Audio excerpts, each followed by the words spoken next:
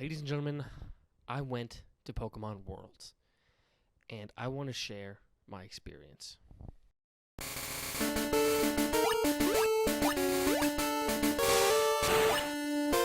So I guess firstly, I just want to tell the whole story of everything, and just kind of just chrono- chronicling.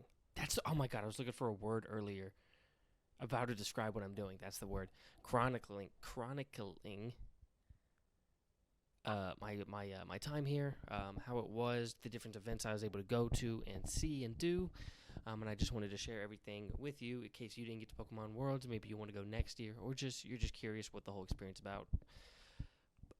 So this is my full journey at Pokemon Worlds. Starting off with the trip itself, getting there, had to get up super fucking early. My flight was at 7. I woke up at like 4:30 because I live like 50 minutes away from the airport and want to get there early. This better be worth it. All right, packed up, ready to go with my son. But anyways, getting to the airport, flying to LA, all was a breeze. Um, Getting from the fucking airport to here, the hotel room I'm in right now, different story. It dead ass took as long, and I think even longer to fly. It took longer to get to my hotel room from the airport than it did to get from Texas to California. Just, I didn't have a car. I was like, once I got in the airport, I was like, oh, I'll probably Uber there. And then I saw like it was 50 minutes away, and I was like, how expensive is this going to be? It was like $80. And I was like, oh, no. So I ended up taking the bus, like $12, totally fine. And then get to the train station, which I didn't even realize was a train station until halfway there. Because I was like, we're going to a station. I was like, oh, I didn't know buses had like stations like this. It was a train station. And while there, I just got fucking lost. And the only like help attendants roaming around were like teenage girls. And they're mean and scary, so I didn't want to talk to them. Although I actually ended up talking to them really quickly when I thought I had my ticket, but I just grabbed only the receipt of it. And they were like, that's not even a ticket. And I was like, oh, fuck me. But yeah, anyways, eventually get on a fucking train, $8, get here, $7 Uber ride after getting off the train. So, saved a lot of money from just Ubering there, but it took 3 times as long. 50-minute car ride turned into like a 3-hour trip from landing because I got there at 8, and then I got to here at like 11:30. So longer than anything else. But anyways, got here, got into the hotel, and it's fucking pumping because my hotel is directly next to the convention center. So there's even like stuff here. This was like partnered with Pokemon, this hotel here. So there's a lot of stuff going on in the lobby, which I haven't even really looked at yet. Oh yeah, I'm making this as I go. I want to make this as I go so I don't forget as much. And I, have less work to do. Maybe I'll edit it, late at night when I get back. Anyways. Yeah, a lot of shit going on. I was able to change the time I pick up my pass from tomorrow morning to an hour and a half from now. But anyways, yeah, a lot of stuff going on down there while waiting to check in my hotel. In front of me in line, not directly, but in front of me in line was Alpharad, which was cool. Just saw him, didn't say anything, didn't bother him. Didn't want to bother him. He's very much in a casual attire, just talking to friends. I don't want to bother him. But anyways, yeah, that's it for getting here. I'm here. There's like the hotel room key is like I said, it was they partnered with Pokemon Worlds.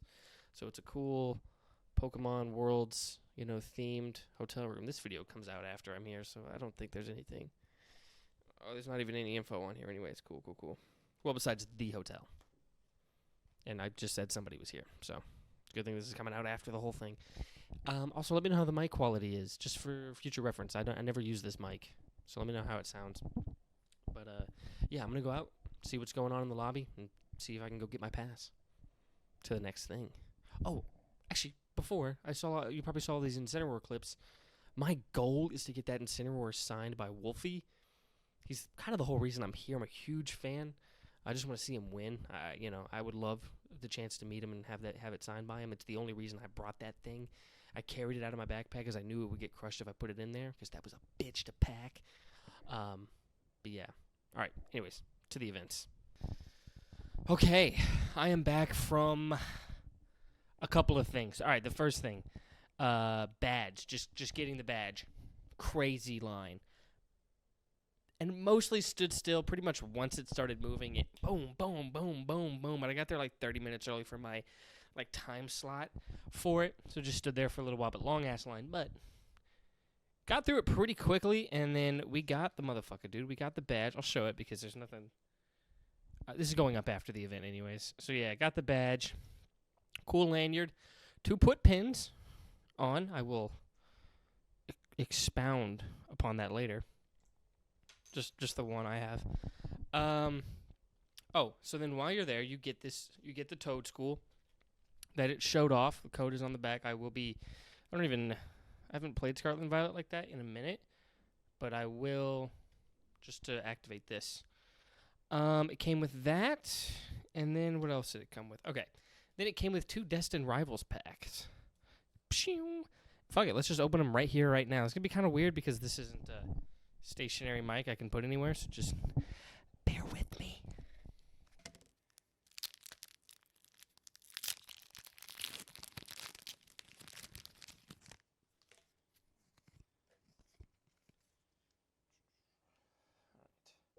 Focus. Alright, Water Energy, Magikarp, Mankey, Mareep, Tarantula, Mogrim, Trainer Card, Toad School. Hey, we got your pre-evolved form. Muck, Rattata, and Zamazenta. Let me see this Rattata card. I like this. Y'all know I love Rattata. Big Game Grumps fan here. Love Nert. Love me some Nert. Focus. Woo! Alright. Hopefully we get something really good out of this second pack.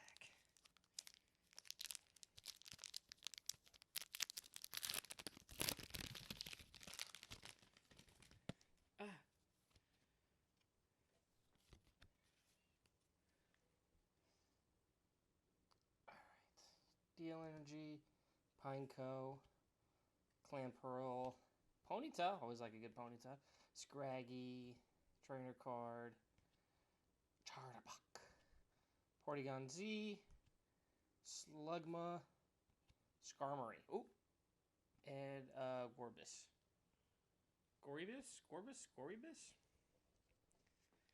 Anyways, alright. Those are the cards I got from Pokemon Worlds. I was hoping they might be like a little boost in there. These might be a higher odds pack. Not the case. Which is fine. There's plenty of stuff to get here. That comes with it. Okay. The next thing. Okay, so then I come out of there. You come out of where you get the badges, and then there's the lines for the what do they call it? Pokemon Play Lab. There's the TGC, the VGC, and then Unite. Those are the 3 games they have like testable and playable. So I get into line for the TGC because that's the one I know nothing about. Because I think Unite is like League adjacent. Could be wrong. But yes. So I do that. So I stand in line for the TCG one. Stand in line for a while. Well, actually, not even actually that long. It was just a minute, but I got plucked earlier than the people in front of me because I was by myself. There was a group of 3 kids, just 3 kids that I got put with. They were chill. So we're learning the Okay, so we kind of learned the TGC. There's like 3 different game modes that we learn. It kind of progresses in terms of difficulty. We played Pokécatch. The goal is to get to capture 3 Pokemon, or 3 different types of Pokemon. And how you do that is by playing energy, 1 per turn, corresponding to the attacks of the Pokemon. The strongest attack is the one that counts. You play all the energy on your side, you capture the Pokemon. First 1 to 3 wins. Pretty simple. I somehow made it sound harder than it is. So there's that one. There is. I'll show you what I'm looking at in a second. Oh, there's. What do they call it? Catch and attack. This one was pretty much just like. How do I word it? It was just like the setup for how to actually play the card game. Just learning how to attack in the card game. You start off with 2 energy, draw 1, decide where to play it, either your active slot or in your bench, or 2 in your bench, because you use the 3 that you captured from the previous game. And anyways, I lost the first game, I forgot to mention I lost the first game. Come back in the second game and win, because I had a really good card that just, every time it did damage, it healed itself. I won. But yeah, there was that one. And then we played a 30-card version of the TGC with predetermined initial hands, and then the decks were provided, obviously. I got my ass beat in that one. We're there to learn. That 14-year-old Asian girl knew what she was doing. Yeah, she beat my ass. But yeah, anyway, so I lost pretty much. I lost to that kid, 2-1. But anyways, we all get a little token to go to this prize stand. That's where I got the pin. The pin in my lanyard here. This is where you got the pin. So this is the TGC one. The VGC and Unite both have their own as well. And while waiting in line, you get this trainer pass. And this has like the information, it has like real bare bones information on the games that you play. Here's like the video game one. It comes with this sticker sheet. As you do them, you're supposed to fill in the sticker. Spoilers, I didn't do all of them. Oh yeah, so I only did the TCG because the lines for the VGC and the Unite were like closed off. They were really working in a very limited space, especially for how many people wanted to be in there. They just had like a real small cutout line, drawn like lines on the floor for where the line would be. And once it reached the end of it, which wasn't much, it was like 20 people each, and I think the VGC looked like it was like 15. But once it reached the end of it, the attendant there closed off the line. You couldn't enter. Had to wait for it to whittle down to then get in. It did not. I figured that would have caused like lines just next to the line, but it didn't. People just dispersed. And I was like, fuck it, dude. I don't want to just stand around here weirdly. And I left. Not before seeing a Pokemon content creator I enjoy, Finn Doodles. But she was like meeting up with friends, I think. So I did not want to bother her. So I didn't say anything. But that worked out. No problem. Because I was then waiting in line to take my picture at this huge inflatable Pikachu thing. And the people in front of me, I don't know if they were fans that had already met her there or they just knew her. But they invited her to talk over like directly in front of me, which was awkward because I was like, I'm going to let them have their conversation. So it's just me, like, I'm like standing there, like, should I jump in? Should I say something? Like, for like 5 minutes. And then like as she leaves, I'm like, oh, actually, not to bother you, real quick. I've seen your stuff. I'm a fan. I follow you. She was super nice, very super nice. And then she has like these trainer cards with her. Whoops.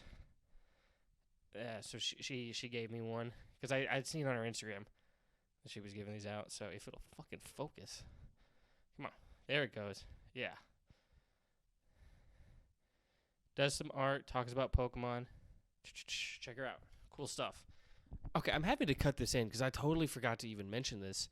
While I was waiting in line for that inflatable Pikachu and where I bumped into Finn, some kid like came up to me and they were like, "Yo, are you what do they say, competitor or whatever, trainer?" I forgot what they said. I was like, "Oh no, I was just a spectator," because that's what the pass says. And they were like, "Oh, I feel like I've seen you somewhere before." And I was like, I mean, I do have a couple videos out, but I was like, I'm pretty small. They're like, yeah. And she was like, I mean, I do follow a lot of trainers, and I was like, or a lot of people, and I was like, if you follow good ones, you don't follow me. But that might. I'm not counting it, but that might be the first time I ever got recognized, and of course, which makes sense. The first time I ever got recognized, it's very fitting that it's a fucking. It's like a, who are you? I know you. Hold on. I've seen you somewhere. I don't know where, but somewhere. What are you doing? Who are you? But that was fun. Anyways, back to the normal ramble here. Oh, I fucking forgot to mention. Hold on. While getting the prize, we're going back in time, because this is just a ramble. This is just the thoughts after everything happens. Okay. These were the demo decks that they had us use for the TGC at the Play Lab. You get them, both 30-card decks. I had the Charizard one. Yay, I love Charizard. Lost with him. Definitely unfair. I have to wait to get to my big guy. The Pikachu deck gets their big guy off rip. If you knew what you were doing, maybe you could have won with that disadvantage, but I did not. I'm trying to think, and then just while there at the prize kiosk, you can just grab these cute little things. Shout out to Fuecoco. Comes with this. Hey, Play Lab, blah blah blah blah. Check it out. And then there's this cardboard folding thing that I think you're supposed to turn. It's supposed to be like a deck holder. I think that's the vibe it gives off. I don't have any tape, so I can't find out. Oh, I wanted to check out the Pokemon Center as well. That's here. So many people were carrying around bags. I was like, oh, let me go, let me see.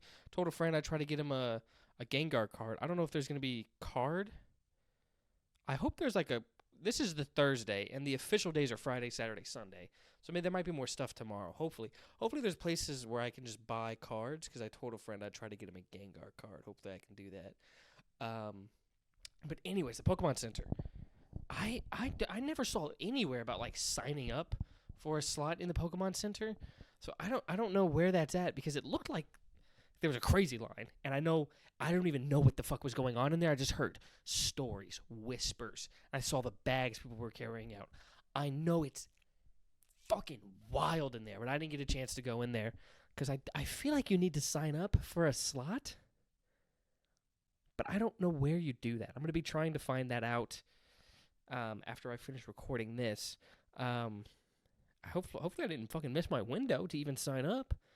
But yeah, crazy line. Bunch of people coming in, taking forever. Really, I've heard people be in there for I heard 3 hours. I don't know if that was fucking. If I'm just I'm not intentionally eavesdropping. I don't know if I just the fragment I picked up was out of context. It sounded like a motherfucker was in there for 3 hours, which is insane that you can even be there. But it's probably too hard to keep track of people. But yeah, crazy bags coming out. There's cool a lot of surfboards. There's bodyboards, themed one. They're half size, so I don't know what the official term is, but themed ones, because it's a real beach surfing vibe here at Pokemon Worlds this year. It's my only time being here. I don't know if this is always the vibe. I doubt it. I feel like they would change the theme up every year, but anyways, that's the vibe here this year. So a lot of people with those. I think it looks like skateboards maybe as well, and then obviously ETBs, a lot of different shit. So hopefully I can get into Pokemon Center at some point while I'm here. I signed up for a demo of Legends EA, so look out for that. And then just as an aside, so there's a Nintendo booth here that I think showcases Mario Kart World, and then I think Scarlet and Violet as well. I'll check that. I'll check those out. I'll tap into those. And then there's I was thinking I wonder where I'm gonna have to go for food. Line of food trucks directly outside the entrance to this hotel. So easy access to food. Here's a picture of what I got from the food truck, this Mexican food truck. I paid. Where's my receipt? Did I throw it away? Oh, what the fuck? I threw it away. I knew I wanted to talk about it. Okay. Okay.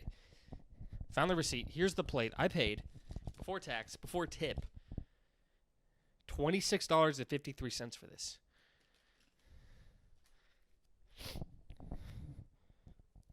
I don't even want to say how much I tipped. The option started at 20%. My monkey brain always picks the middle option. I tipped 25%. Yay! The food. The rice was good. A little more clumped together than I like my rice to be, but still good for sure. The tacos. I got grilled chicken, carne asada, and al pastor. They were good. I'm gonna give California the benefit of the doubt here, because it's the one time I've had it. They always, because I'm from Texas, they always talk about how much better Californian Mexican food is. It's the same shit. What are we talking about? Because I know they're just talking about Austin. When they make those comparisons. But it was the same. In fact, at least in terms of the Al Pastor, because that's what I usually go for. I know I've had noticeably better in San Antonio. And then that price definitely. Hell, factoring in price, San Antonio way better. The beans were terrible. The beans were nothing. I did not eat them. I took a couple bites, really tried, and just went, yeah, this isn't good. This is not good. Now, the horchata, though, that was really fucking good. Okay, that's it for this update. Tomorrow is when shit kicks off, actual games start playing. I'm here for the VGC. I'm here to watch Wolfie win his second world championship. God. If I can manage to get him to sign this, I'll lose my mind. Oh, I forgot to mention, when I met Finn, nervous as hell. Like, I was shaking. I'm a very anxious person, okay? I was shaking when I met her. I might throw up if I meet Wolfie. And unfortunately, me throwing up because of being anxious, I made that joke based on reality. It's happened. So that's on the table. But anyways, these are really unstructured, disconnected, all over the place, and I'm really rambling. But if you enjoy it, man, comment down below anything, really. Comment down below what story or anecdote you thought that was the most interesting so far. And go ahead and like the video while you're here. All right, this next update should be a big one. This should be the post day one update, because this is the pre-day. This is the pregame. It's gonna be a long video. I'm gonna cut a lot. Anyways, check it out. Check it out because it's right now. It's one video. Check it out because you're watching it now.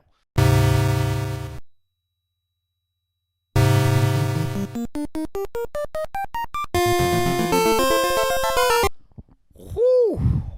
I'm not even done. I'm not even done with the first full real day here at Worlds. Oh my gosh, so much was happening. Okay, so I wake up at like 5, but I lay in bed for like an hour, get up at 6, take a shower, get ready, head out, stop at the Starbucks in the hotel. But anyways, start making it to the hall. I'm like, it's like I get to the actual like convention hall at 7:30. The opening event is at 9. People are already there, but it's not too crowded. I get there at a good time. We're just standing there for a while. Eventually, they, open up the doors, let us look. The doors were open with us just standing there, not able to go yet for a little while. But anyways, they let us through. All this staff is there greeting us. It's great when I first start walking in. You see the trophies. There's a giant Pikachu. It was all really cool. But then I tried to find a seat. Holy shit, that was the most unorganized thing I think I've ever experienced in my life. People were going back and forth, because there was reserved seats sectioned off in weird places. It wasn't like, here's a reserved section, here's open seating. It was really weird. I was lucky to get a seat. It's in the back. I got there early, and I was relatively in the front. Wound up in the back because of just how crazy ping-pong everybody was going around. It was bad. But like I said, I do find a seat, and the whole thing kicks off with a bunch of like musical acts, mainly Justin Timberlake. I'm joking, but like, am I joking? But honestly, the music was good. The music was really good. It was a nice, fun opening to the whole thing. I'm gonna butcher his name, but the president of the Pokemon Company comes out and greets us. President and CEO of the Pokemon Company, Mr. Tsunekazu Ishihara! Kicks things off. And boom. Shit's starting. Shit's going. The competitor, because it's mostly the spectators in that seats anyway, because a lot of the competitors were already having to get ready for their stuff behind us, like it's like the main like area where they kick it off with the main event, and then all of the competition tables are just right behind them. Actually, when I was sitting down, I guess the family next to me, I think either the son or the daughter was competing in like the juniors, and the dad came by and was like, "Yo, we gotta fucking go." He didn't curse like that, but he was like, "We gotta go," very sternly. And I was like, "What's going on?" And I didn't realize what was happening until later, like hours later, when I walked past like the juniors table. I just saw that family, and I was like, "Oh, that's what was going on. That makes sense. Reasonable." But yeah, so then I was standing around at one of the tables watching the VGC competitors, and the whole time I'm like, "Yo, is that Marco Silva? Like right there? Am I watching him play right now? Is that him? That's him, right? That's him." Watched him go on stage later, and I was like, "That's him." I was like, "Oh, thank God. Oh, thank God I wasn't being like a piece of shit. That was him." Because, I know who he is and I've seen him, but like, I don't watch him specifically. So I was like, I think that's him. Fuck. Yeah, it was. I haven't seen Wolfie at all. I know he's playing. Obviously, I've looked on Twitter and seen stuff about his record. Actually, I have not seen him at all. Last time I checked, he was 2-1. It was looking good. Not great, but looking good. But yeah, I just kind of sit around. I watch like the first half of one match on the broadcast booth version of it, where there's a bunch of seats dedicated to that one. I watched the first match. It was, I think I'm combining their names, Mike Ross. It was, I don't remember. But yeah, that one went 2-1. That was, three game set, which was a lot of fun. And then Marco and his opponent came on stage, and it was, there were times it was close, and some big. The first one I remember the commentators somehow it was just one turn really that flipped the whole thing, but Marco's really fucking good, dude. I'm not gonna lie, he kind of dog walked the other guy. It was a 2-0. It was 2-0. I was hoping for 3 games, and I was gonna record like the third one. Be ready. Dog walked. 2-0. Yeah, Marco's looking good out there from the 2 games I've seen. Maybe I should check right now. Oh, my phone's charging. He could maybe he's dropped 1 or 2 or who knows how many at this point. But yeah, so that happened. And then I go out and I'm like, let me swing by Pokemon Lab, because I got hungry. I was tired of sitting there, but I head out.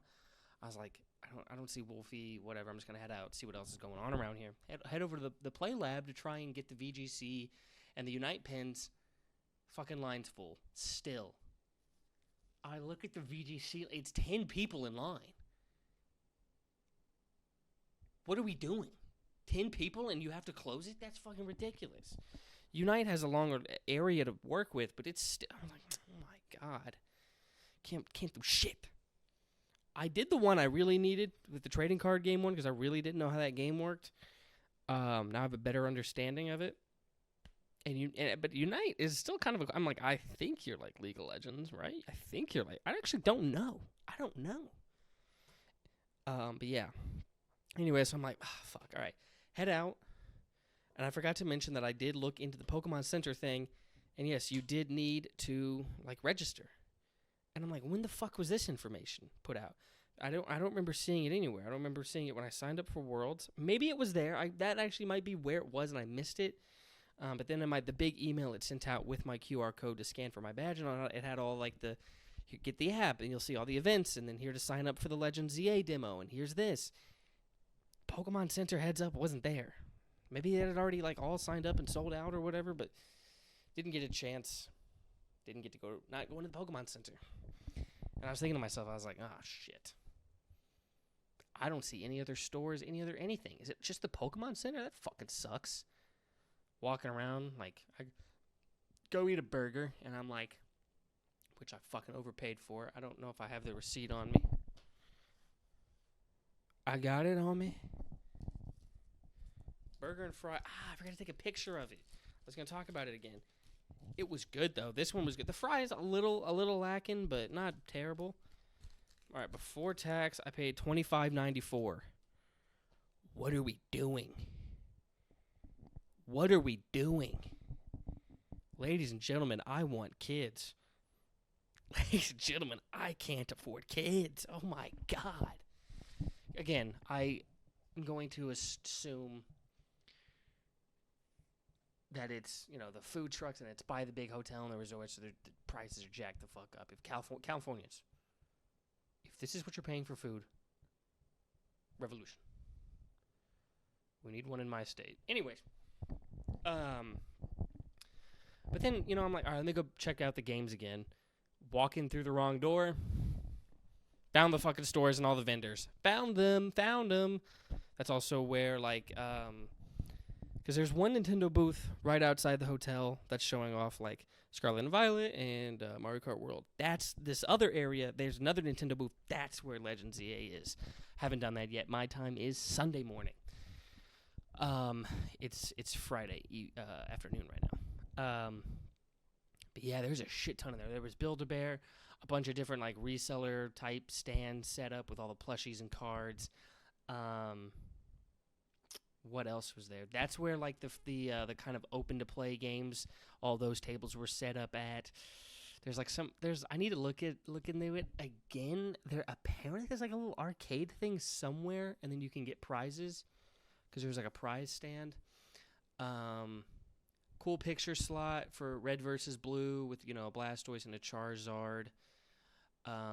There's a Pokemon Sleep thing. There's a fucking some trading card, the pocket trading card, thing set up here and there. But yeah, while I was walking, this lady handed out stickers. And I got stickers, Pokemon Cafe. Ooh, look at the stickers.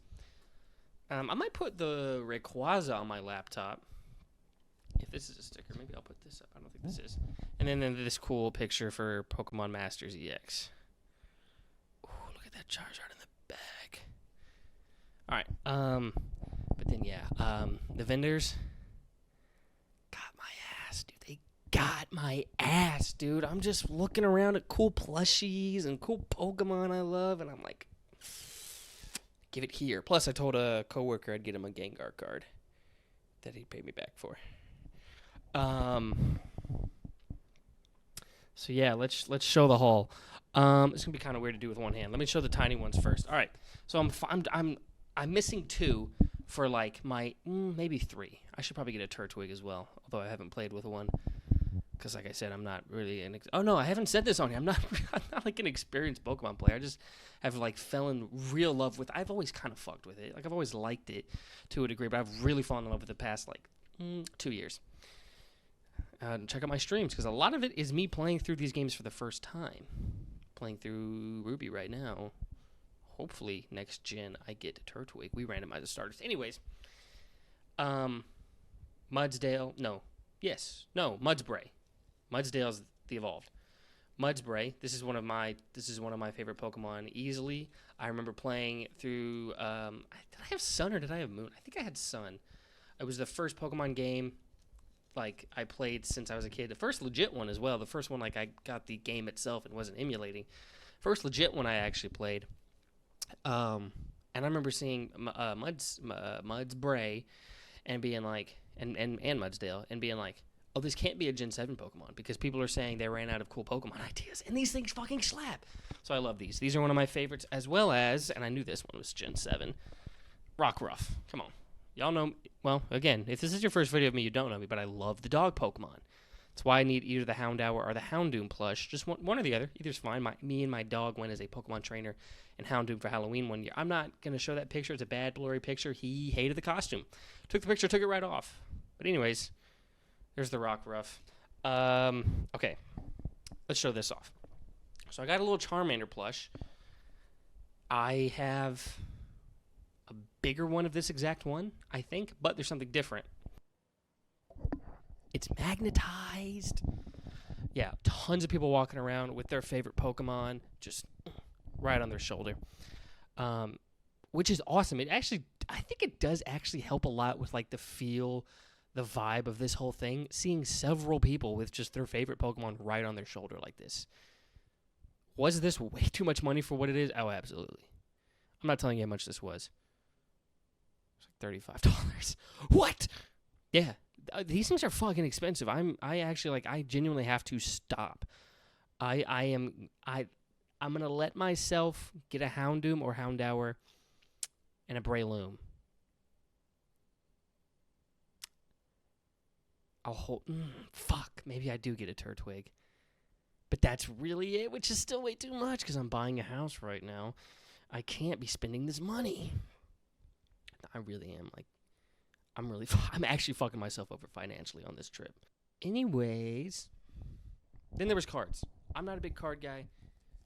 Well, actually, I do like the cards a lot. I like opening them up myself, though. I'm never going to be hunting down and buying cards like this. But I was like, fuck it, I'm here. A couple caught my eye.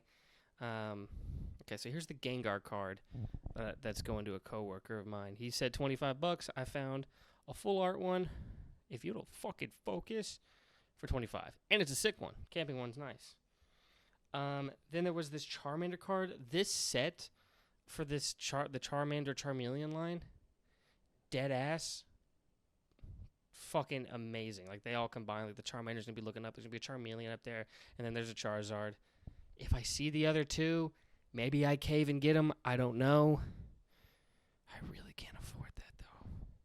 And then I also caved in and got this Charizard one just because I really liked the full art of it.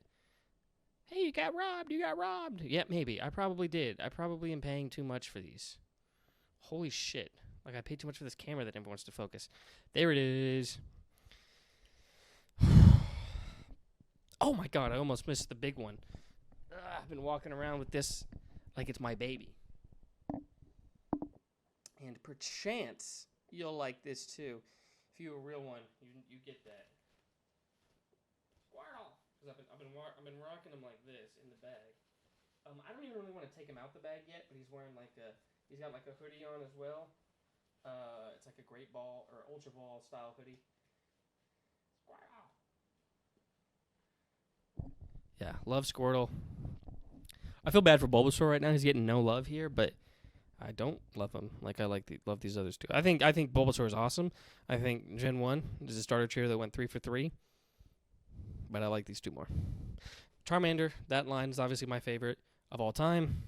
And my first Nuzlocke ever.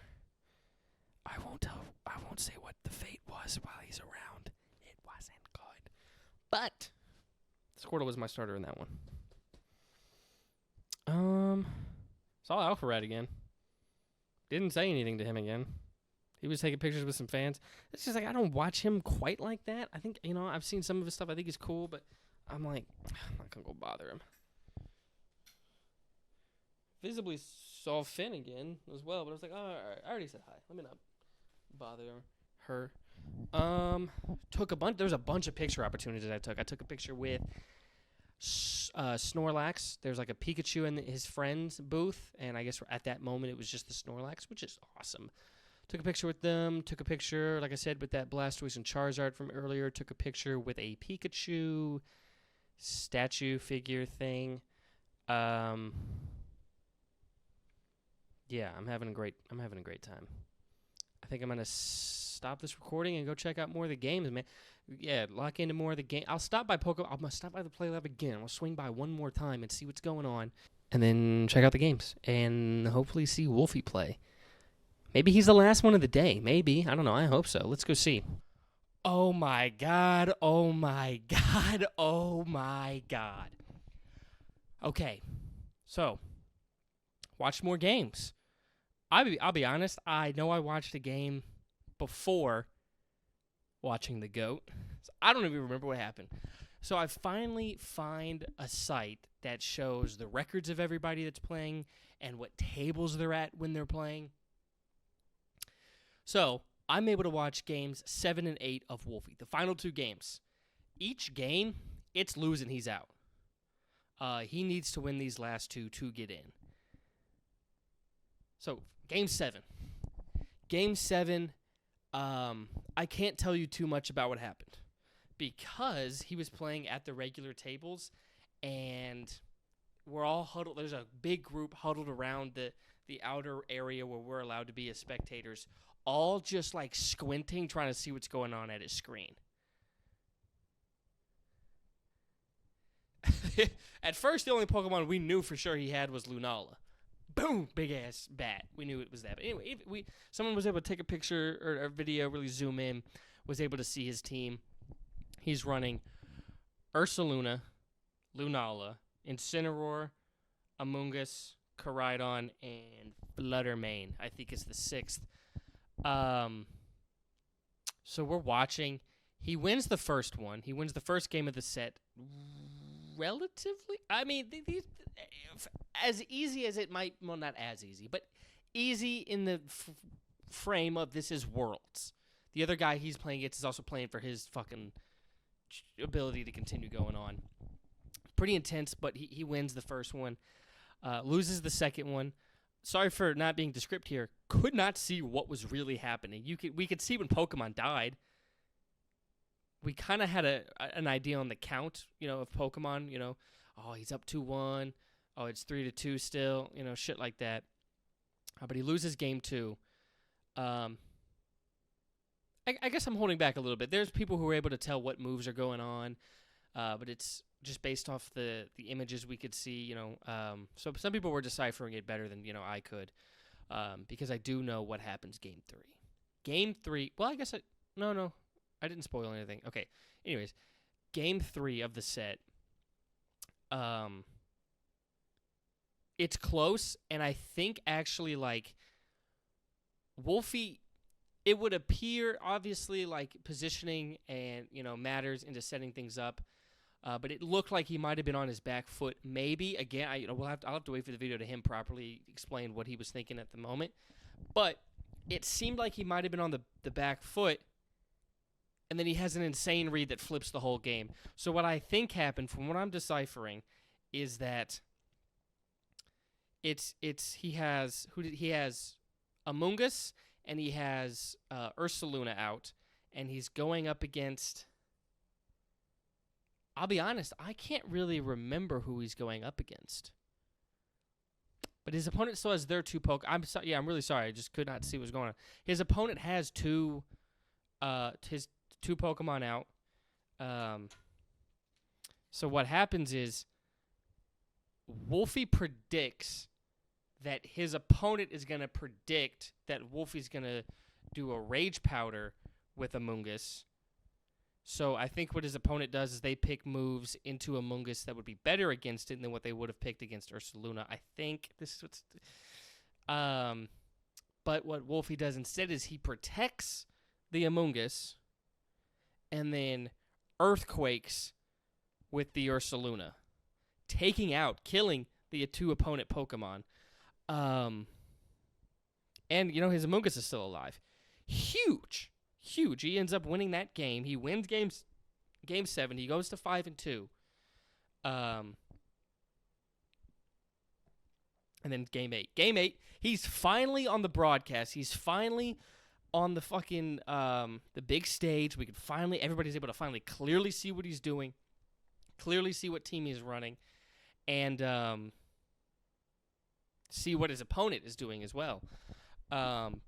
And I think the guy he played against was standing next to me when we watched him during Game 7. I really do. That's not against the rules or anything. Because once you're done with your game in that round, you can move around. So it's nothing like that. But it's just and I thought he was just a fan, the way he was talking. I could be wrong. That might have been a different guy. They had the same build, and I think the same shirt. They were both wearing, I think, the same hat. At the very least, close enough, where I really think it was him, but there is a bit of doubt. I don't want to guarantee that. But anyways, it doesn't matter. Game 8. I'm not watching them back. I'm just going to try to really think hard about, what's noteworthy. I would say I remember Game 1. I know Wolfie had a bad start to that one. Even in his post-game interview, he's talking about how he's already thinking about, okay, got to win Game 2, got to win Game 3. He flips that shit around. Well, that's a really surprising move. Ursaluna's going to get the swing, to all that. And wins Game 1. Crowds popping off, man. I mean, I had been there for other matches. I watched Marco play. I watched half of the first one that went down. I watched a third one. Nothing's as memorable as fucking watching Wolfie. Everybody was there and pumping up for Wolfie.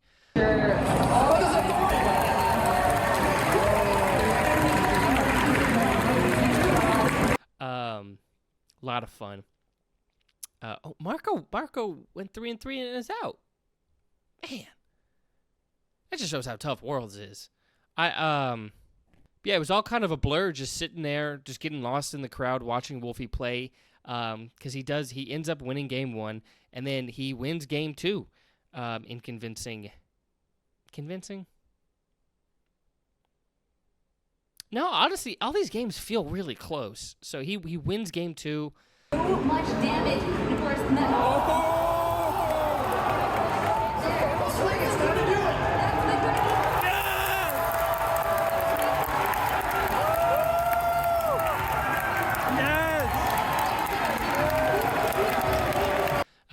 Two O's the guy.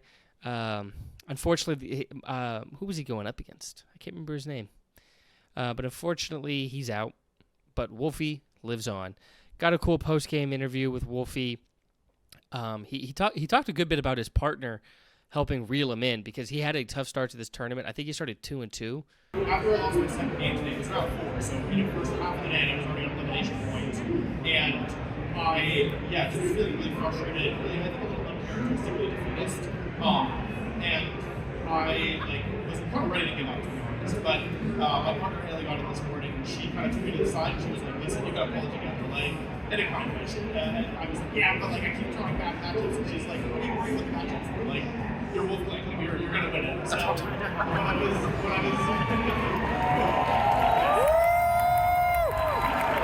So this matchup, I wasn't thrilled to see it, especially when a star player like Marcus was violating it.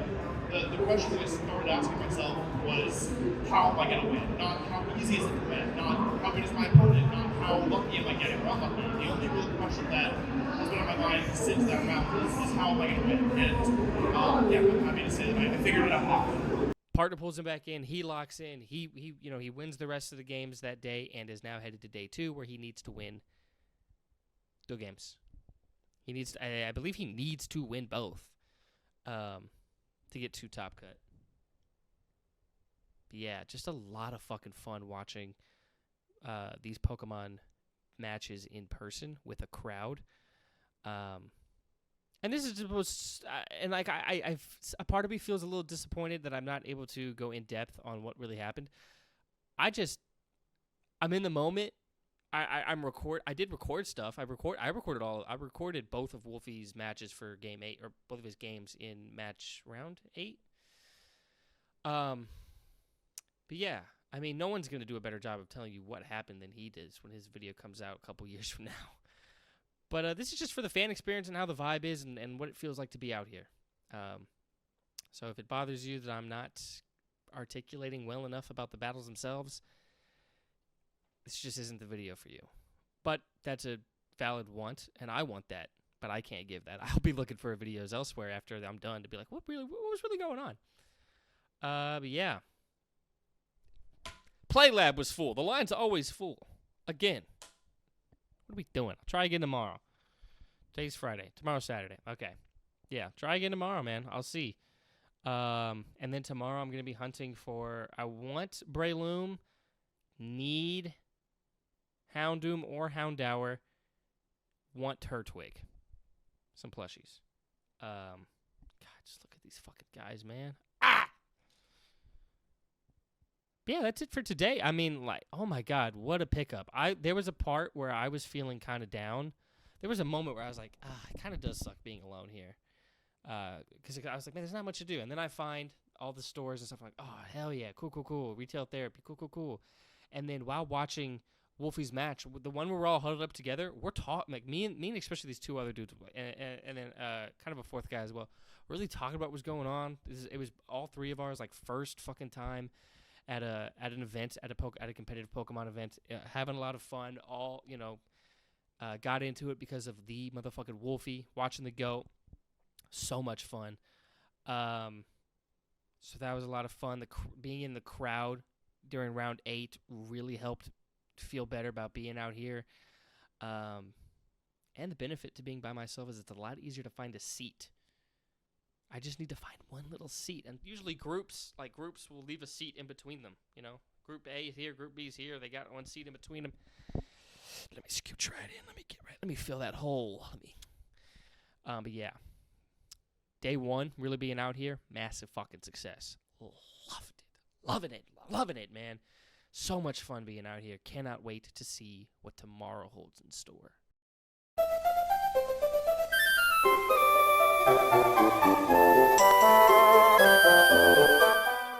All right, it's day two, the real day two. Day three for me being out here. All I really did, I'll get into one thing I did before, but I sit down for the kickoff of day two. Obviously much less theatrical than day one. They played the same intro video, and then the same woman who kicked it off day one comes out and kicks it off day two, recapping a little bit of what to look out for in all the different games. And then they kick off, and I immediately go straight to Wolfie's table. Game 9, he needs to win. There's 2 games today. He needs to win both. If he wins one, he's out. Again, hard to see what the fuck's going on. Crouch through the shoulder. Only could ever really tell when Lunala was on the field. He wins game 1. He goes up 1-0. And then drops the next 2. And is eliminated. I could tell they were close. Again, like I said, there's a little more, you could pick up than what I'm saying, but especially from the crowd. But Wolfie's team was right there, like almost right next to me when we were watching. We saw his videographer recording, moving around, getting stuff for him. And then I think his friend Aaron would come over and ask us and the guys in front of me what was going on, because like I said, hard to fucking see. And his partner was there watching on, which was cool. He shouted her out yesterday, saying she's the reason he kind of regained himself and even made it to day 2. But unfortunately, he drops the first game of day 2 and is out. Man, which sucks, man. It sucks.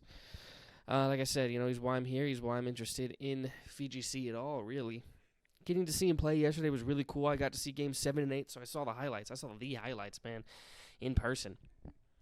But yeah, game 9, drops, eliminated.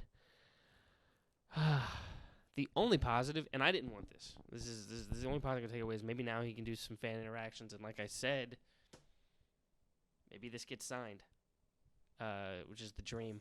But like I said, I would fucking much rather be in the stadium. Everyone chanted Wolfie as he wins his second, but unfortunately that's not what's happening. But then the other thing I did, so I did a little bit more shopping, which I really shouldn't be doing, can't afford to be doing, but I did. Bandai Namco has a fucking booth set up there, and they got some cool kits. Couldn't find a Houndoom or Houndour plush or a Breloom plush, unfortunately. What was staring me down? There was a couple that was staring me down. Oh, what was it? Clearly, good thing I didn't buy them if I can't remember what the fuck they were. There was a Nummel. Since I had one on this current Nuzlocke team, I was like, oh, maybe. Nah, I shouldn't. But what was the other one? Fuck, I can't remember. There was another one where I looked and just went, oh. But didn't. But yeah, for the Bandai Namco, I pretty much just got 3 Fire Stars. Not on purpose. I got this one because this was the only Legends EA starter they had. And I was like, maybe if they're there, if that ends up being who I play in Legends EA, because I just pre-ordered it actually. If depending on what pin I get, I missed out on the plushie one, but depending on what pin I get, that's gonna be the starter I play as. So on the off chance it's Tepig, there it is. Obviously, got Charmander. I wanted Charizard, but they were sold out. And then I got my fucking guy as well, Fuecoco.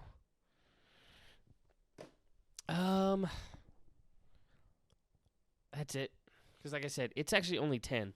It's only been, in terms of things actually being officially kicked off, an hour of stuff from the actual kickoff. But stuff opens up at 8, so really 2 hours of the day. But just wanted to come over here, immediate reaction, just Just wish I got to see him play more. But I mean, like I said, a lot of the top guys got eliminated day one. Like it's insane that he was able to even get to day two, especially with the start he had. Testament to how great he is. But yeah, hopefully next year's Worlds is in a place I can go to. Realistically, and I can go there and just keep rolling the dice on seeing him win his second. I think it happens, man. I just truly believe it happens at some point. He's the best to ever do it. I really think he gets another one at some point. And it's hard to know the real. What is the career span of a fucking top VGC player? Ray Rizzo bowed out, but like when he bowed out, it wasn't even what it is now. When Wolfie and his team, because they make great videos. As somebody who makes videos, I mean, the people he has editing, making all these graphics, they're fucking out of this world. They're so good. Yeah, him and his team are the reason it's gotten bigger than it has been before. But yeah, anyway, so it's like I don't know if he's against the clock. It's a mental thing, and he's still pretty young, so who knows how long? Like there might be multiple decades left of Wolfie playing. I have no idea. Probably not. I don't know why I'm saying probably not. It's based on nothing, but probably not. But he's out, and now I'm gonna go see if I can. Let me go see if PlayLab's lines are still fucking long as shit. Because really, now it's like, what else do I do? I don't know. Gonna find out. Okay, I'm gonna cut this in right now, even though it happened after Worlds, because it was the day I was checking out. But as I was checking out of my hotel room, I look in front of me and I'm like, holy shit, is that the guy that knocked out Wolfie? And I was like, do I talk to him? Should I ask for a picture? I don't know what to do. And I was like, I was thinking about it. I was like, let me just get in line to the Starbucks in the hotel. Whatever. He gets directly behind me. So I'm like, all right, well, fuck it. He's right here. So I turn around and I asked him, I was like, hey, man, did you compete? And at first he was like, no. And I was like, oh, shit. Am I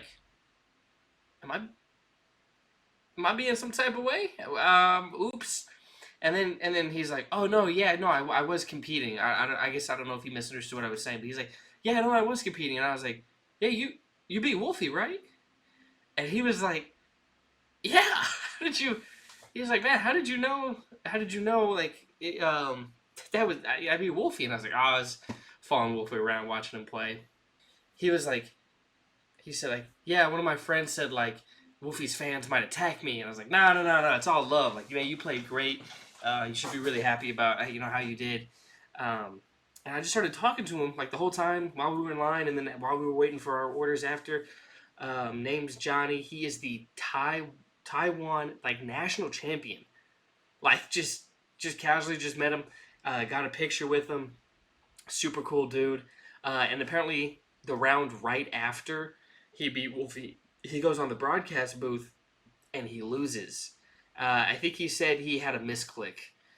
He's like, I forgot which moves, whatever he did incorrectly. But yeah, which is unfortunate, man. But shout out to him, man. He was a really cool dude, really nice guy to talk to. I hope he comes to Worlds again next year and I can see him again. Maybe watch him play a little bit more focused on him, because he's a cool guy. Shout out to him. If someone's going to be Wolfie, man, I'm glad it was a guy as cool as he was. Back to the video. All right. PlayLab. Lines full, max capacity.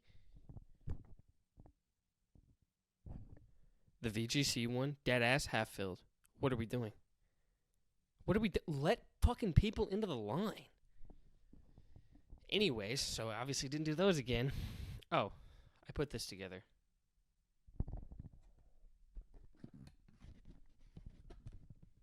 Yay. Oh, and then I bought this Turtwig. And I bought this. I'm going to do an unboxing on the channel. And also going to put together those fire starters I got all earlier.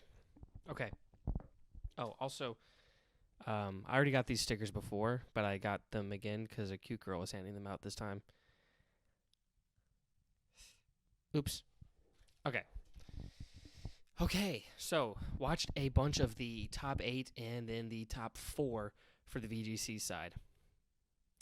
The viewing experience went from okay to bad. It's tough to watch because not much seating. So, and like this time, before people kind of were able to crowd up in kind of the areas, but this time the event security or staff was just patrolling in a group, just intimidating people to clearing the lanes that nobody was walking through. Yeah, so that was that was dumb. Because now we're getting pushed back into areas where we cannot really hear what's going on. We're just having to watch. And as somebody who doesn't know the game that well, I actually do really rely on the commentating team a lot. So I'm watching the top 8, top 4, and not entirely in the loop. Getting it better more and more, but it's not entirely in the loop. I mean, what sucks is, again, because there's not that much seating, and the VGC side was pretty popular. It wrapped around the entire booth for one of the Go tournaments. It was completely wrapped around with people just staring at the screen for the VGC side. And then since we're kind of up against the Pokemon, one of the Pokemon Go tournaments, while I'm trying to watch and kind of listen, because it's not like I couldn't entirely listen, but the speakers were really quiet where we were. And we're right by one of the big screens showcasing the game, but it's still really quiet for some reason. So we're having a hard time hearing the game already, and then every now and then over the intercom in that area, Pokemon Go players arrive to the designated area. And it's like, oh, shut the fuck up. I'm trying to listen to the top 8 and the top 4. That brought they were cutting in during the second to last game of the entire VGC tournament. The final games besides the finals were just getting cut in with that shit, which was so fucking annoying. Yeah, as well as not really being able to hear that well because of just how the speakers were, I guess. Because the 4 different events there, the Go, the VGC, the TGC, and the Unite, really close. And then also what that means is when something crazy is happening in one of the others, and if it's intense while watching the VGC, you just hear yelling and screaming. And I'm not telling them to stop because it's well deserved. This is it. And these are all the final ones. So I'm not saying anything bad about them, but it's just like, all right, intense moment here. I'm just hearing yelling and screaming from over there. Not the best viewing experience. So that was bad. Barely any seats. Couldn't really hear. Overhearing the Pokemon Go thing, which, by the way, it looked like there was some controversy going on in one of the Pokemon Go games. It looked like there was some lag issues, and one of the games was being officially reviewed. Don't know how it was resolved. But, yeah, that was interesting. And it was the losers bracket, by the way, that they were just showing. I don't know how the Pokemon Go thing works, but yeah. Anyways, yeah, so the viewing experience was not good for the top 8 and top 4. Bad. Actually, just genuinely bad. Could barely hear. No seating. My feet really started to fucking hurt because I'm just standing in one spot, Neck's a little cricky because I was kind of turned around. Thank God the finals are in a stadium. Thank God. I'm gonna try to get into the stadium. If not, they said there's gonna be seating for a group watch party in Hall B. Hopefully I get to be into the stadium, but when they open the doors is when I'm going to be doing the Legends EA demo. So, we'll see what happens there. But yeah, I think that's it, more or less. Just really disappointed with how it was organized and just how clumped together everything is. I mean, the VGC side was just spilling over. Because they're in the final bracket here, the end of the bracket. We'll see. I'm very excited. I don't know if this is something they can rectify next year because it's in San Francisco. That's a known thing, so it's probably already kind of the skeleton of how it's organized is probably already put together. So I don't know how much of a change they can make in terms of how seating is going to look. But hopefully it's better next year. I do want to come next year because I still am overall having a great time. But, yeah, it just turned into a really bad experience near the end there, unfortunately. Yeah. I bought Sharpies just in case I do run into Wolfie. I don't know if he signed stuff. I've kind of always had the idea this isn't going to get signed. I haven't seen him out and about during the top 8, top 4, so.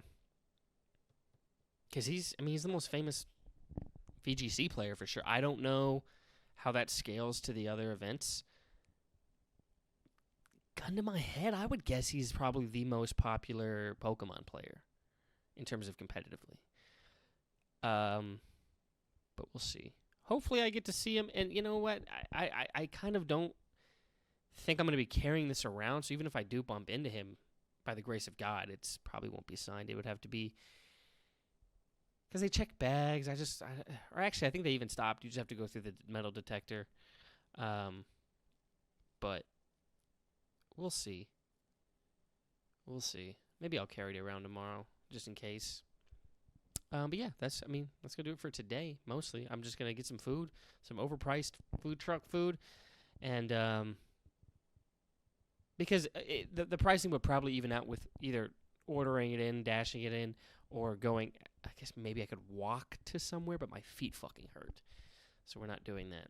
Because Ubering to another restaurant and then ordering would end up bringing it to the same price. But anyways, that's gonna do it for today's. Tomorrow, Championship Day and the Legends ZA demo for me. So huge day tomorrow. Although I won't talk too much about the demo. It's going to be its own video, so check that out. That one's probably already out. That one probably comes out first before this, because I still got to make this. All right, but anyways, to the next day.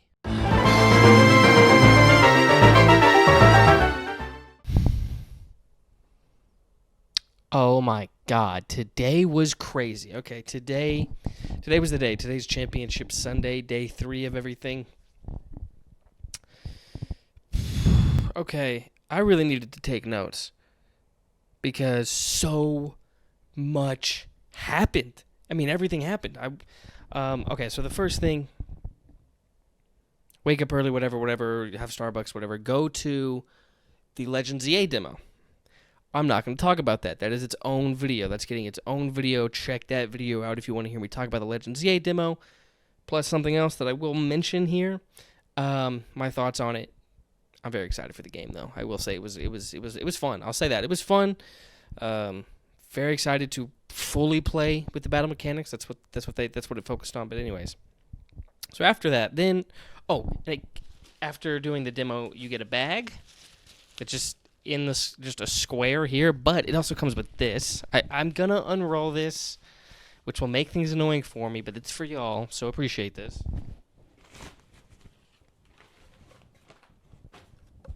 Because I don't even really know what's all here. Oh, the bag looks sick, though. The bag has like a bunch of megas. Okay. And then this poster.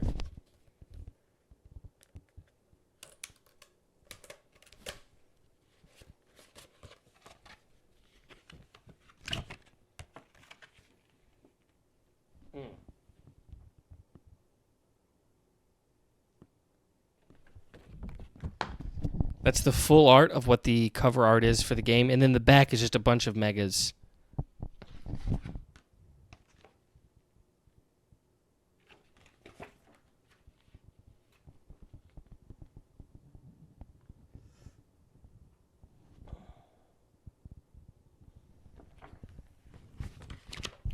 I don't know what went into deciding that these ones are the ones going to be on it, because also Mega Scizor is back here. Yeah, there's Mega Scizor. And then Lucario and Gardevoir down here. Those are the two, like, they're highlighting the most. Those are the two they're highlighting the most. Okay, so I did that. And then I was like, all right, let me look one more time for a Houndoom, Houndour, either one, plushie. And then I was looking for Breloom, I'm probably not going to find Breloom. Look everywhere for Houndoom, don't find it. Over here, one other guy who's looking for Houndoom or Houndour, and I'm like, yeah, dude, I can't find that anywhere, which is surprising because I figured that'd be one that's, around. I'm also looking for Breloom, but, that one I can kind of see, not seeing. And he just goes, oh, dude, there's one right there. The table I just finished looking at, there was one just right on there, and I totally overlooked it. But yeah, I got a Breloom plushie. For a second, I thought it had a Ditto face, but that just is Breloom's face. Bitchin'. Super glad. So the only thing I didn't get a Fuecoco plush, like of my all-time favorites. I think I got all of my all-time favorites besides Fuecoco, but that's because it's well-represented plush-wise back at home, and I got, actually, it's over here. It's on this couch somewhere. The model thing to put together. The only reason I even got a Charmander plush, because Charmander is well represented as well, is because it's the magnetic one you can put on the shoulder. I was like, all right, let me get my goat. And then I also caved. Well, I don't want to say caved, but I was like, fuck it. I've gotten all of my favorites except for Houndoom. All of my favorites, the ones that I always explicitly name as my favorites, except for Ampharos, which I now got as well. So I literally was able to find every single one of my all-time favorite Pokemon, except for Houndour or Houndoom. If I had been able to be in there day one, well, I could have, but if I knew that was there day one, maybe I would have gotten it, but I didn't. Okay, and then after that, I went into the arena because the arena opened at like 8, which is the same time my demo was, and I was a little scared I wasn't going to get a seat. Did not need to worry about that. So like 8:30, because the demo wasn't long and I didn't spend much time buying plushies, but after that, go into the arena. So around 8:30 to 9, I get into the arena. And it's now 9 p.m. I just got back here. I was in the arena all fucking day. Take away an hour. Like 9 to 8. 11 hours. That just hit me. I genuinely spent 11 hours in that arena. The same seat, too. I got up, went to the concessions and bathroom and stuff. Concession stand was okay. It wasn't bad. It was not bad. Well, price-wise it might have been. But it wasn't bad in terms of options and food for a concession stand. If it was its own dedicated restaurant, I would never step foot in there. But it's a concession stand, so there's more leniency. Anyways, okay. Pokemon Unite. That was the first championship one. That started off at like 10? I'm not going to keep up with the time. I really wasn't watching the clock like that. That game has one of the... I'm trying to think. Okay, for the entirety of the weekend, they had the best crowd, but I don't know if that's the case for Championship Sunday. All of them were popping off. Everybody was there. Everybody was watching that as well. So it's not even nothing was split. But Pokemon Unite, great fan base in terms of just a crowd being into it. And from what it sounded like, they had one of the more interesting storylines with this Peru team who beat like the favorite to win it all the night before in a 5-game match. Best of 3, so it went all 5 games. And then now they're up against a Japanese team. It's Peru Unite versus I can't remember. And that's giving it away. Peru Unite goes down the first game and then wins the next 3 games. Pretty dominant after that first game. They just recalibrated and went on a tear and are the first Latin American team to win Worlds for Unite, which was huge. And the crowd, obviously Peru was the crowd favorite, and there were a lot of Peru chants that were going off. Yeah, that was a lot of fun. Honestly, all of the events were a lot of fun in that arena to watch. So there was that one, and then it was Pokemon Go, which I don't know how the fuck Pokemon Go works because it's a best of 5, right? And then it's Potato Man. What was he? Pot Man? Pato Man? I think it was like Pato Man versus Bezel Boy? Bezel Boy?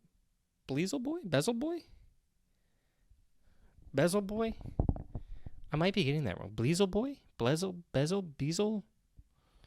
B-Boy. I'm not trying to be rude, but B-Boy, and it's a best of 5. B-Boy wins, and that reset the bracket is how they worded it, but it just caused them to go into another best-of-5 match between the two of them. I don't know how the fuck Pokemon Go side of things works, but yeah, and then B-Boy wins again this best-of-5 against the guy who I think was probably, it's from what it sounded like, maybe the consensus like best player in the world. Yeah, but B-Boy wins.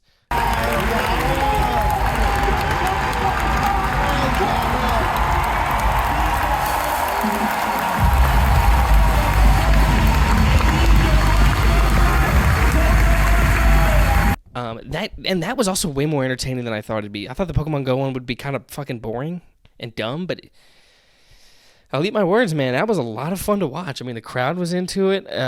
Just deciding when to switch, which charge moves to use. Because they're not running the same type charge move. They're different types. Gives them some variance and like, hey, maybe you can take this, maybe you can't. I might bait you into using a shield, I might not. Way more into it than what I would have expected. A lot of credit to those players. Yeah, so that was a lot of fun. B-Boy wins. He was one of 2 competitors from India, and apparently India doesn't do a lot of these international or regional like other stuff like other countries do, so they weren't as exposed. Fans weren't as exposed to the Indian players, and the Indian players weren't as exposed to this kind of style of stuff. But he comes in and wins it. B-Boy does. There were 2 Indian players, B-Boy and another guy. Both finished top 8. So they came in and showed out. Then it was the trading card games, and then these ones go juniors, seniors, masters. I'll be honest. I mean, I was invested, but I really did not know what was going on. I had just learned the trading card game on Thursday. So I don't know what the fuck was happening. So the first one a Japanese kid won. Oh, against an American kid. That's what it was.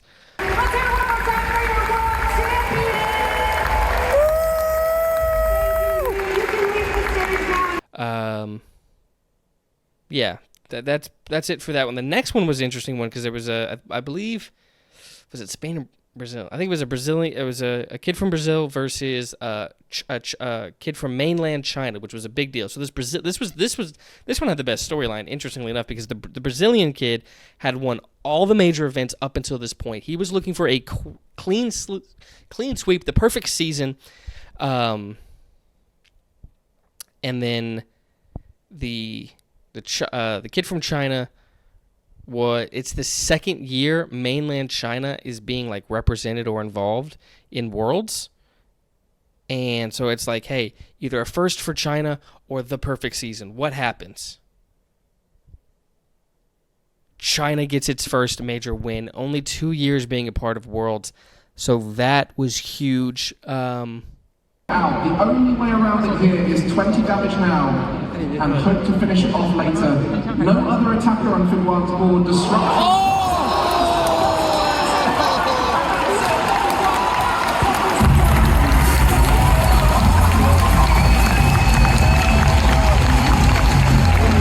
Yeah. And then the last one, Canadian versus American for the Masters.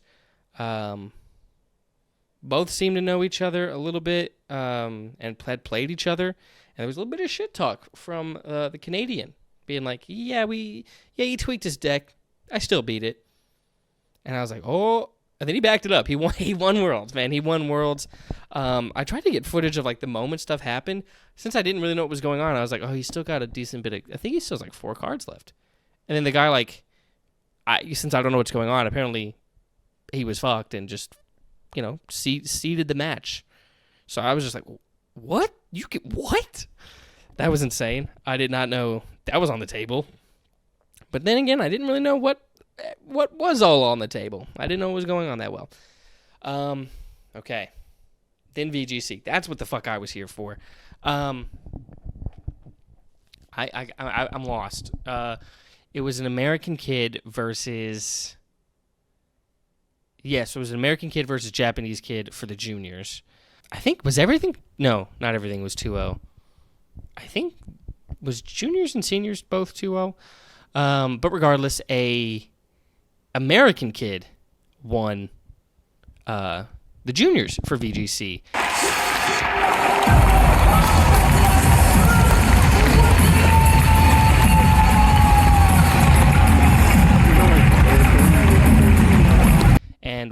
coaches was a finalist for the seniors division's older brother, as well as him playing with his dad. So that was cool. Up until that point, I was like, no Americans have won anything. But I knew that wasn't going to stay the case because the Masters, both finalists, as I said yesterday, were both American. So I knew we'd get one of the major ones anyways. But cool, we got one of the juniors. And then it was the seniors, and it was a kid from Korea and then an American kid. And apparently these two had played against each other before, and I believe the Korean kid had won. And I think this was at like a different tournament, like a major tournament, like for the win. I think the Korean kid won. I believe, if I'm remembering what the broadcast booth said properly. But the American kid got that get back.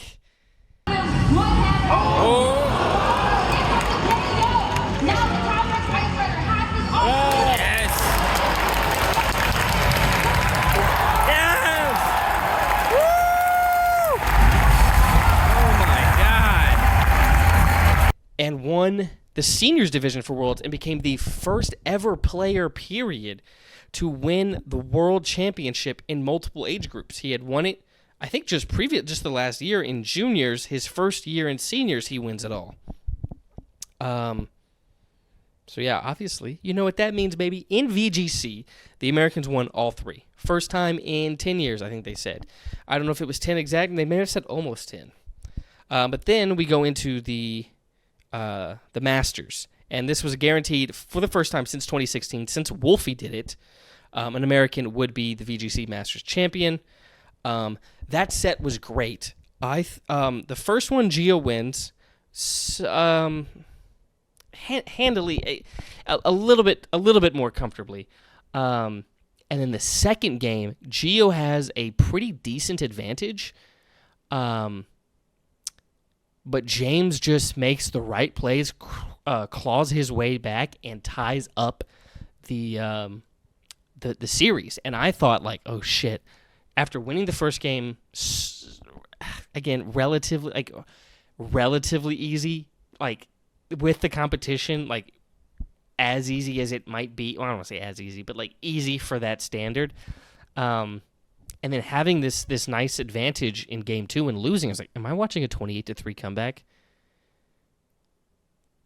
Because then in game 3, Gio has what the announcer called an even better advantage than he had in the game before.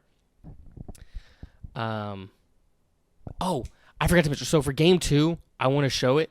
There was this crazy spore that hit. No, it wasn't a spore. It was an encore on Gio's. He had a brute bonnet, causing it to stay rage powdering, which was massive. And actually, I only was recording when I thought that the championship was about to be decided. So I was recording that moment because that's how comfortable it felt Gio had, and I have like the crowd pop of that moment. Here it is.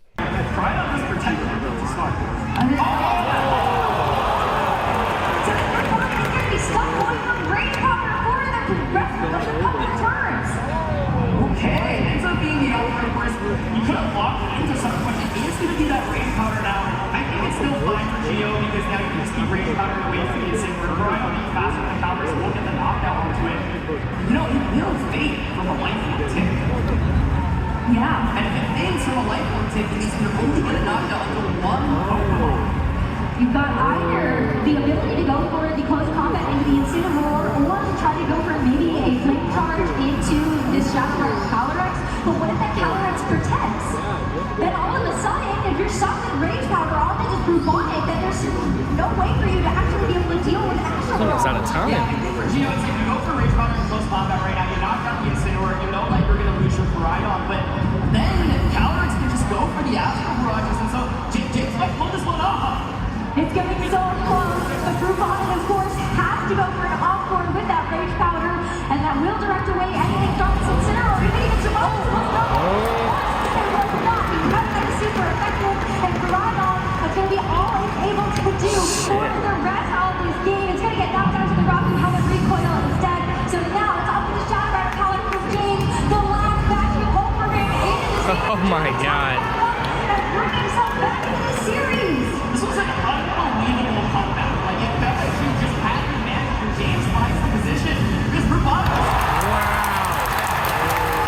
Wow.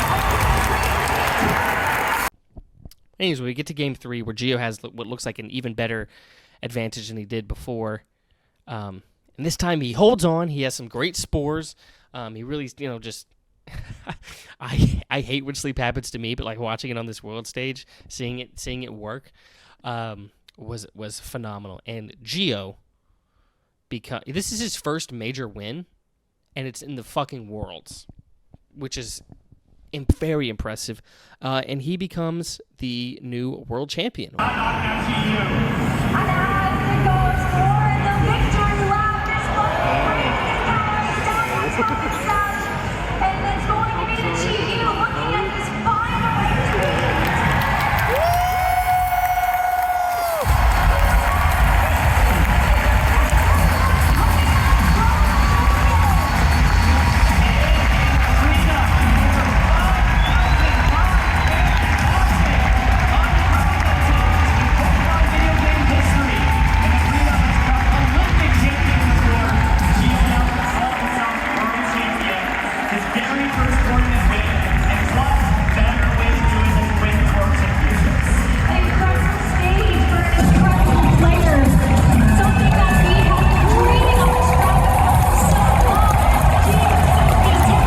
Which is funny because yesterday, when I was walking out of after the top 4, somebody's like, "Yeah, well, James is obviously going to win because Gio's like actually ass."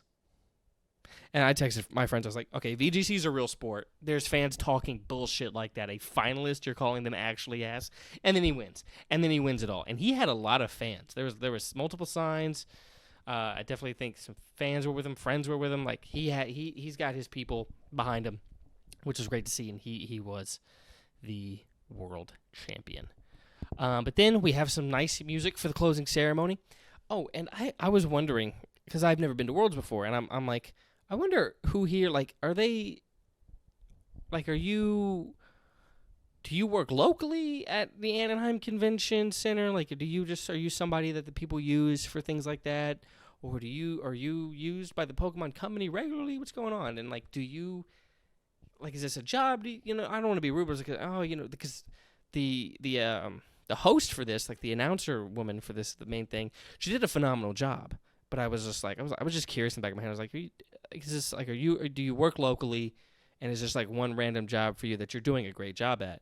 But no, she said this was her 10th year, like hosting Pokemon Worlds, and she started getting really choked up and emotional, and starting to tear up a little bit out. And the crowd was giving her so much love. It was such a great moment, and I was like, "Oh, dude, Worlds is fucking awesome. I want to come back. I want to come back next year and see this woman do a great job again." Which I'll get into in a moment. It would be foolish of me if I didn't mention this. There was a little bit of controversy.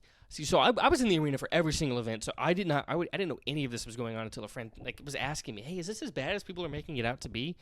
And I can't answer if it was as bad as people are making it out to be because I don't know. But so apparently, because there's limited seating for this arena, so you get in when you can, and when people come out, they might not be able to come back in because their spots are going to get taken by people that are going to be coming in, or so we thought. What happened was people were leaving, especially after TCG. A lot of people left after TCG. And the fire marshal apparently was not letting more people in for the VGC. So there was a lot of people who were here just for VGC. This was almost me. But I was scared about not getting a seat. So I was like, I'm just going to be here for the whole thing. Ended up recording a lot of great moments, posting them on my socials. People are enjoying that. So it ended up working out for me.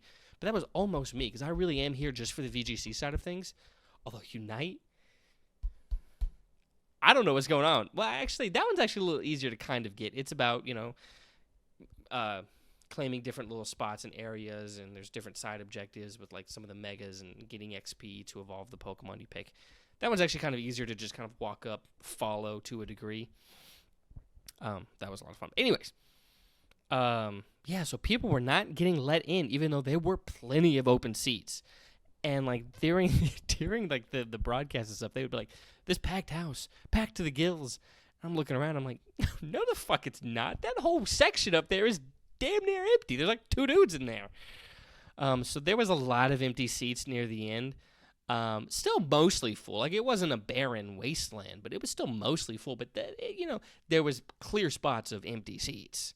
And people were not being let in, which sucks, man, which sucks. Couldn't be me, though. Could not be me, though. Yeah. But anyway, so we have the closing ceremony, some music. I have the random realization that, like, anytime rap sounds happy, it just sounds off, which I like happy and uplifting music, but, like, hearing this guy rap in a more positive manner, I'm just like, it's hard to pull off. I don't want to say never. Man, he's good. Like, he's good. I guess it's just not for me. Because he has a great voice, flow was nice. Like, he had a great cadence. But anyways, and then the president of Pokemon Company comes out and announces a bunch of different things. There's like some Pokemon Go announcements. I don't really care, unfortunately. Pokemon, the trading card pocket game, Megas are coming, but we already knew that. I don't know why people were acting surprised. I was like, we knew this already. But I think they just showed some different ones. Then they showed off some of the full arts for the Pokemon cards that are coming out soon. They look really cool. They look really fucking cool. Hope if I get a Charizard, I'm gonna come. Okay, and then a Pokemon Legends ZA announcement, which I'll talk about more in depth. But they just like an online free for all battle mode, 4-player. Smaller arena, some side objectives, XP and stuff, items you can get. Just like most kills win. And when your party gets knocked out, you respawn back in with your party. But it looked pretty fun, but also I just know it's going to be really aggravating. And then, so we already knew San Francisco was the next Worlds location. And it's going to be at the Chase Center. The Championship Sunday is going to be at the Chase Center. I know that's going to be a lot bigger. A lot? I guess I don't know. But I know it's going to be bigger than what we were at here at the Anaheim Convention Center Arena. So I am very much looking forward to that because they announced September 17th passes are going to be going up for Worlds and something about PokemonXP.com. It's some new service or event or something that's going to be going alongside Pokemon Worlds next year. But I'm definitely going to be getting my pass, trying to convince my friends to go with me next year, because that's another thing. I really don't want to go alone next year. I had a lot of fun this weekend, but like I just know it would have been so much better if I wasn't alone. Like any big event, any big moment, I'm just sitting there by myself like, whoa.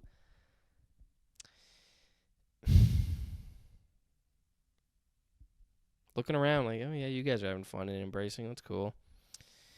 Yeah, there were definitely some real moments here where like real loneliness hit, and I was like, fuck, man, I'm just by myself.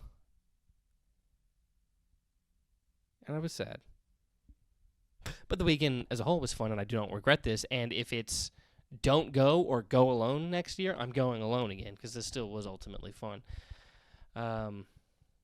Oh, they also this was an assumed thing. I think even Wolfie in one of his own videos was like, this is probably where this is headed. They did confirm for the VGC, Pokemon Champions is what's going to be played. They'll be doing the VGC championship tournaments through Champions. Saw that coming 100%. But that's still, notable announcement. Oh, okay. Then I got to take a picture with Marco Silva, and I was so fucking nervous. So nervous. About as nervous as I was when I met Finn. Very nervous guy. I mean, and I was walking next to him for way too long, being like, dead ass. I don't know if anyone else saw me, but I just was like, oh, fuck. Because he's talking to somebody. I'm like, do I just interrupt him? Because he was just in the crowd with everyone else, just talking to his friends. And I was like, fuck. Took a picture. Really cool. Real nice guy. Again, Marco, if you see this, thank you so much for the picture. Then I met Alpharad, who I had seen, I think, every fucking day here, but I never went up to because I was like, do I? The nicest guy. I mean, the nicest guy. It was an impromptu, unofficial line formed by the food trucks. And he just happily, man, was just taking pictures, signing stuff for people. Cool fucking guy. They only gave him 40 slots for his like designated sign and meet and greet, which is insane. Him and Jaden together, 40 slots. Are you fucking kidding me? But yeah, man, super cool. There was probably 40 people at least in that line. But yeah, he took a picture with him. Super cool guy. And then I also, like, as I'm walking, I'm like, is that Austin John Plays? Every time I say his name, I want to say Austin St. John, the original Red Power Ranger. But I saw him, took a picture with him. He took it himself. Super cool guy. That was cool.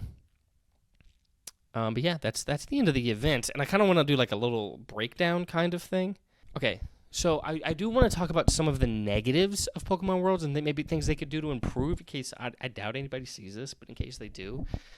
The biggest one, it all just comes down to how hard it was to kind of watch the events that were going on in the non-championship days, especially those later events, like those later playoff bracket ones, because they were all 4 events were right next to each other, so it's hard to hear unless you're like right in front of your fucking event.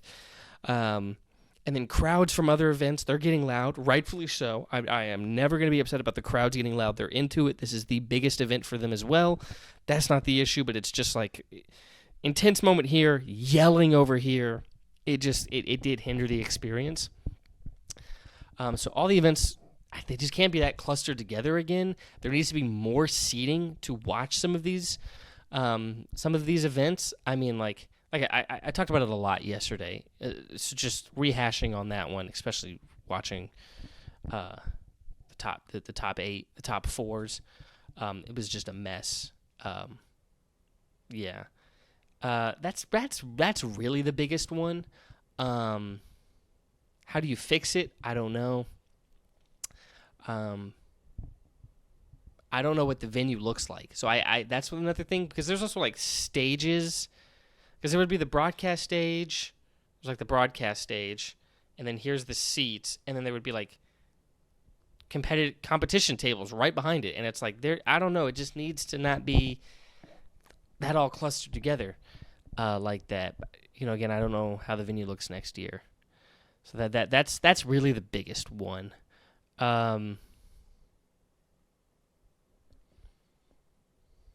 When the email you sent out the QR code for the badge, include in there to register for Pokemon Center. I didn't know I needed to register, and I totally just missed out. So that sucked. I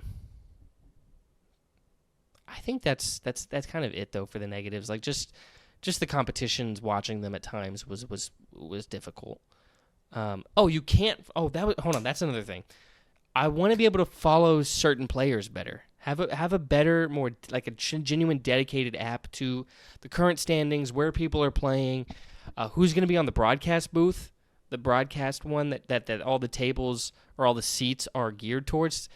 Let it be known who's going to be up there way sooner, so that I know whether or not this is somebody I really want to watch, and I can hold off on a bathroom break, hold off on going to get food, or being like, hey, I respect these competitors.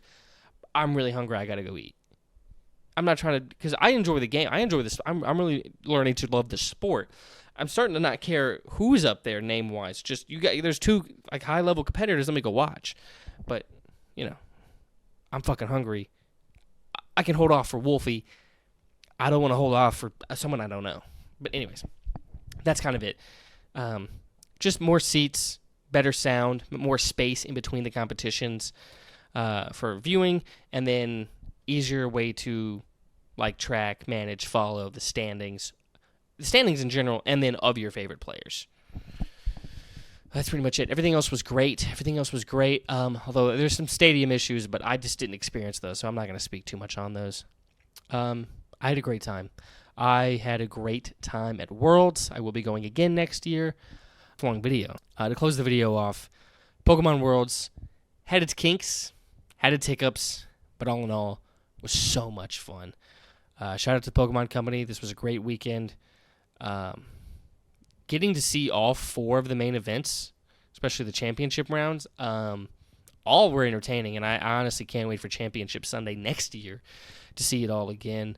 But yeah, I'll be at Worlds again next year. So if you watch this video and you go to Worlds next year, keep an eye out. I'll be there the whole fucking weekend. Looking forward to it. But thank you so much for watching, man. If comment down below, man, if you watched anything of the tournaments going on, like what were your favorite moments? What got you hyped? And if you were at Pokemon Worlds as well, like what events, like what did you like? Like what do you think could have been done better? But that's gonna do it for this video. Thank you so much for watching. Go ahead and like the video. Subscribe to catch more stuff, including Pokemon Ruby Nuzlocke. I'm still doing that right now. Got a little ways to go. As of recording 6 badge in, hopefully I've got like 7 and 8 by the time this video comes out. Well, hopefully just 7, because hopefully it doesn't take me long to get this video out. But yeah, subscribe to catch those and a bunch of other content. But thank you so much for watching. And as always, keep gaming, and fuck Nico Harrison, and fuck Jerry Jones.